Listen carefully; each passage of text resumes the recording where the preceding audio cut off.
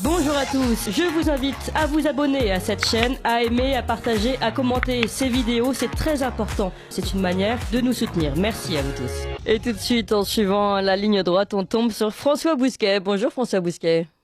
Bonjour Clémence. Et merci d'être avec nous aujourd'hui. Vous êtes rédacteur en chef de la revue Léman, directeur de la Nouvelle Librairie. Vous nous présentez votre chronique aujourd'hui. Vous nous parlez de la présidence des LR qui se joue en ce moment. Laurent Wauquiez se positionne face à Marine Le Pen, dites-vous. Eh oui, qui s'intéresse aux Républicains à part moi? Pas grand monde, du Bonne point que j'en question. juge, parle peu d'engouement, ou quasiment personne, parle peu d'engouement qu'a suscité le premier tour de l'élection pour la présidence des LR. À dire vrai, ce n'était pas une élection, mais une punition, comme un dimanche pluvieux en compagnie de l'inspecteur Derrick ou d'Annie Ernaux.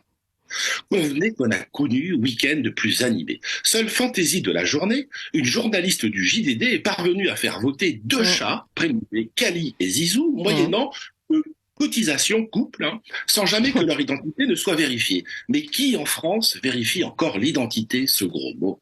De toute évidence, tout le monde pouvait voter, mais on ne s'est pas bousculé au portillon. Et c'est vrai qu'il était difficile de choisir entre Éric Ciotti, Bruno Retailleau ou Aurélien Pradier. C'est comme au fond un match pour la 3e place avec des coiffeurs sortis du banc. Ciotti a grandi dans l'ombre d'Estrosi, Retailleau dans celle de Villiers et le petit Aurélien dans celle de Claude Chirac, la fille. S'ils avaient dû participer à un casting de Baron Noir, tous les trois auraient été retoqués sans peine, ni plus ni moins que les candidats de la primaire de la droite il y a un an. Ne manquait d'ailleurs que Valérie Pécresse pour se croire à un entretien d'embauche de la DRH d'une station thermale. Pauvre Valérie. Pauvre Valérie. C'est une chose de faire l'ENA, c'en est une autre de réussir l'oral devant les Français. Elle a donné des coups de menton, elle ne fait trembler que la vaisselle. Malheureusement pour elle, ça ne l'a pas empêchée de prendre le melon, avant de découvrir dépitée que les melons sont comme les courges, ni plus ni moins que des cucurbitacées. Adieu Valérie, bonjour Éric. Fort de la plus grosse fédération des LR, celle des Alpes-Maritimes, Ciotti est arrivé en tête et devrait l'emporter dimanche prochain face à Bruno Retailleau, et ça c'est une bonne nouvelle pour Laurent Wauquiez dont il est le faire-valoir. Alors je crois volontiers les amis d'Éric Ciotti qui disent de lui que c'est un brave type.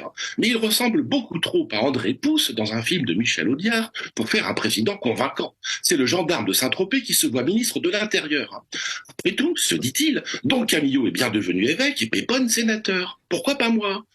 Alors il joue au faux dur, mais son signe astrologique, c'est Balance. Le type qui hésite tout le temps. Le lundi, il est zimorien, le mardi, il est chiracien, le mercredi, il ne sait plus trop où il est. Il y a moins d'un an, il plastronnait haut et fort qu'il ne partageait pas seulement un prénom avec son ami Éric. Et aujourd'hui, il se sent plus proche d'un député LFI au passé trouble que d'un député RN. Cela s'appelle avoir de la suite dans les idées. Sur ce mont chauve, nul doute qu'il n'en a pas beaucoup germé. Je veux parler des idées. Il se rêve en Charles Pasqua, mais Pasqua avait du coffre et un stock inépuisable d'histoires drôles. Plus un génie du verbe d'ailleurs que du verbe. Il chantait juste et parlait faux, ou l'inverse. Ciotti est loin de le valoir. Il ne donne pas le sentiment d'avoir une colonne vertébrale, alors qu'il y en a une chez Retailleau, même si c'est celle de la manif pour tous, électoralement marginale et sans espace politique, qui se heurtera le moment venu à Marion Maréchal et à Reconquête. Alors la question qui se pose, les LR servent-ils encore à quelque chose ou bien sont-ils comme le concombre de mer, l'heure d'hiver et les livres d'Annie Ernaux parfaitement inutiles? À ce propos, connaissez-vous le destin des caractères inutiles dans la théorie de l'évolution?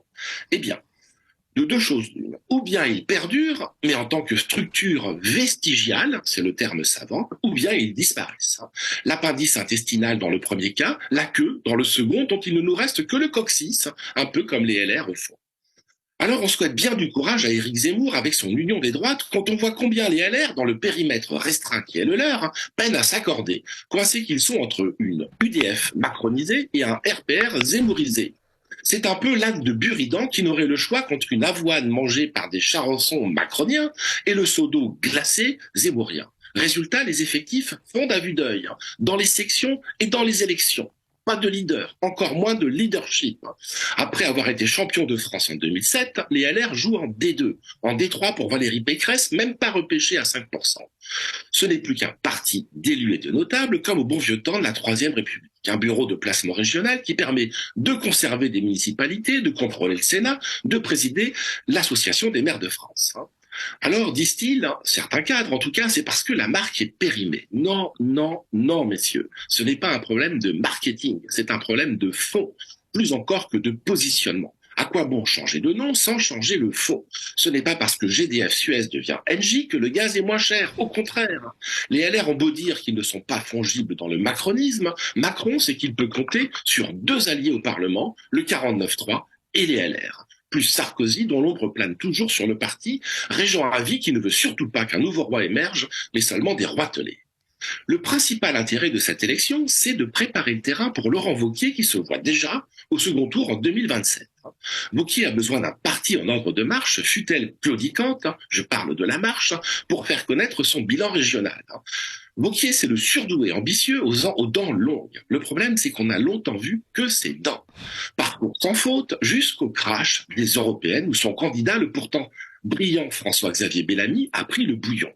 Mais jusque-là, Wauquiez avait tout réussi. Député à 29 ans, membre du gouvernement Fillon de 2007 à 2012, maire du Puy-en-Velay en 2008, réélu au premier tour en 2014, président de la seconde plus grande région de France, je veux parler d'Auvergne-Rhône-Alpes, depuis 2015. Avec cela, normalien, premier à l'agrégation d'histoire, major de l'ENA, difficile de faire mieux.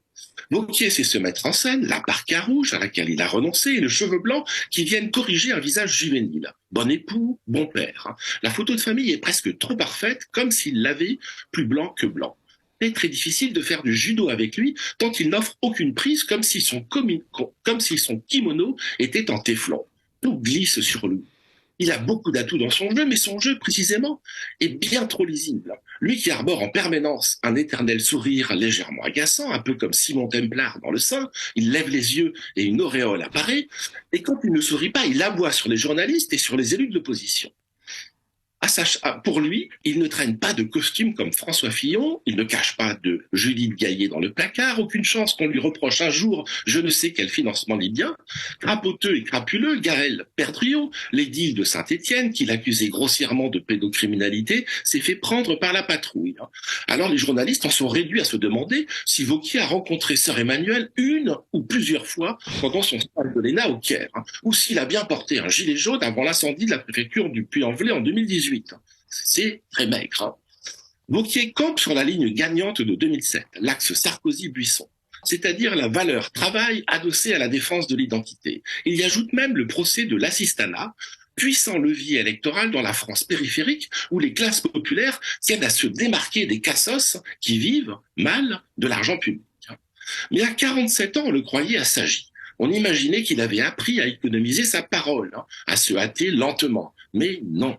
Dès qu'une occasion se présente, il retombe dans ses travers et proclame qu'il affrontera Marine Le Pen au second tour en 2027 sur le ton où il disait avant 2022 « ce sera Macron ou moi ».